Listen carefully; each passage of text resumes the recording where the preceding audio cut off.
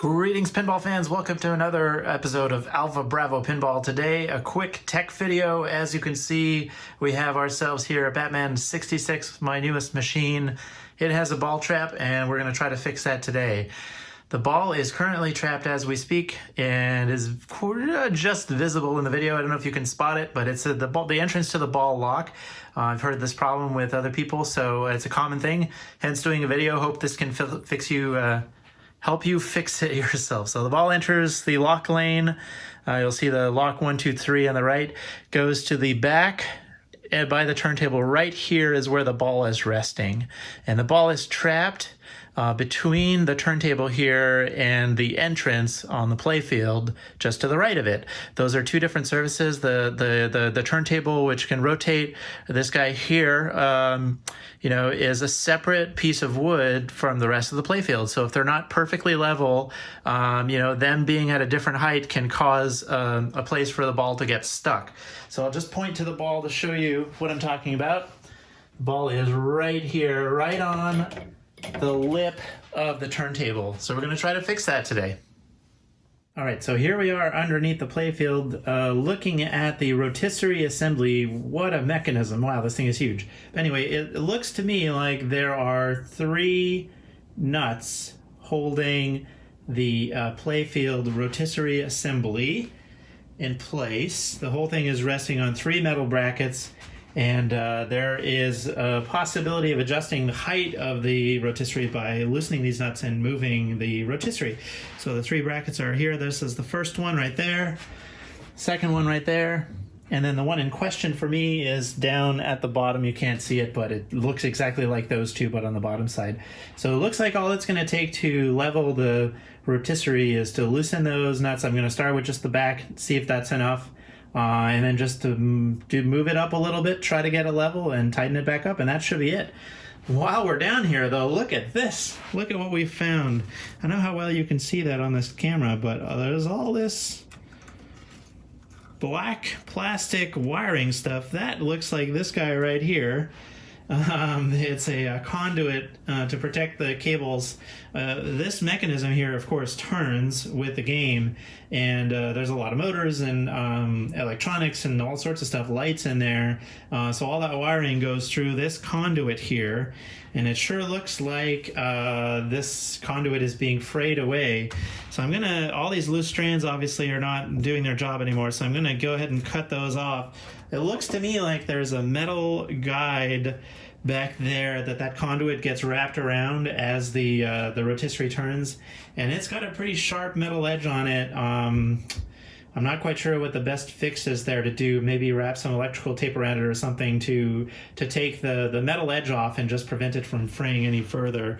We'll ponder that one for now, but the primary job here is going to be leveling the rotisserie. So let's go ahead and try that.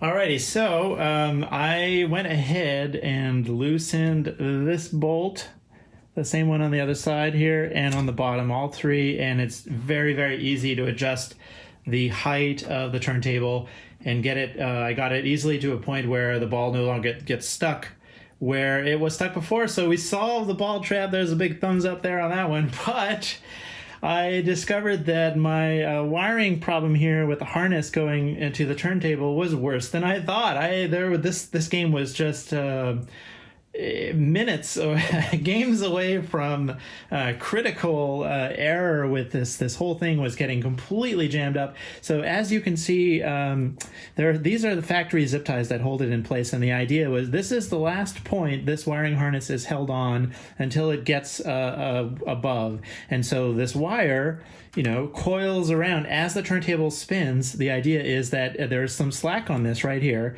and it can coil around with the turntable like a spool as the turntable turns. What was happening is there is a gap between this part here, this assembly which turns.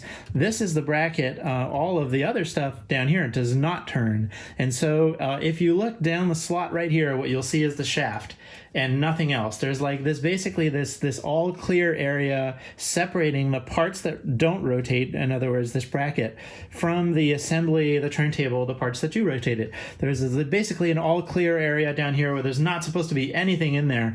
What was happening is this wire, probably through gravity, this whole loom was drooping down, and as the wire was uncoiled, it would actually get trapped and end up coiling itself underneath this coil, basically all folded up on itself, which is really, really bad. I took don't have any video of it, but I'll try to edit in a photo of what that looks like, so that you can see, and that is bad, and that's what was causing this to fray and lose, the protective sheathing around this to fray. It's because it was dropping down, and I couldn't really find an ideal way of solving it. I do have a solution in the meantime. I don't know. It's too early to say whether I would recommend this to others or not. So you're on your own, and don't consider this part of the video advice. But I'll show you what I did, which is I added a zip tie right here. You can't add it any further to the right than here, because otherwise this part of the wire hits this metal bracket right here. But you clearly don't want that wire going down in there and getting trapped. And so that was my solution. I added a zip tie right here, and I'll show you the mechanism working. You'll see it spin. So that's one notch over. Everything's fine. And then when I rotate back, all good. There's barely enough clearance for the wire not to impact the bracket here. I don't think it would really hurt it that bad, but over repeated strikes, maybe it would cause more chafing, but it's not touching it, so everything's fine. And if I go to the next segment over, all good. You can see the zip tie down there, and see what I mean? It's kind of coiling around as it turns, and now if you can imagine down here, it was folding in over itself as it was rotating back. So now we'll go back the other way, and now all is well, folks. Looks good to me. So fingers crossed this zip tie is a good fix. There's definitely, it's not in the way of anything. I don't think it's going to catch on anything as things go around, and it's definitely preventing the wire from going over itself and bending and getting caught and kinked and, eventually fraying away to the point of a disconnected wire. I'm sure of it. That's what would eventually have happened. So I'm lucky that I went under here to level the turntable and found this. Now, the question is, what other nasty side effects that I'm not thinking of does this have? I'm hoping it's the lesser of evil, because, a catastrophic failure was going to happen either way.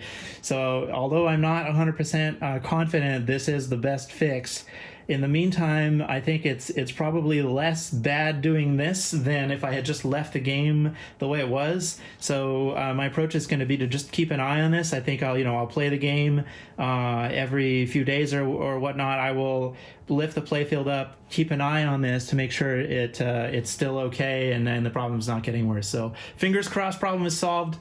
Yeah, maybe I'll do an update video in the future to keep you updated on how things were. In the meantime, that's it. We've got our turntable leveled. The ball trap is fixed. Hope this video was useful for you. Bye.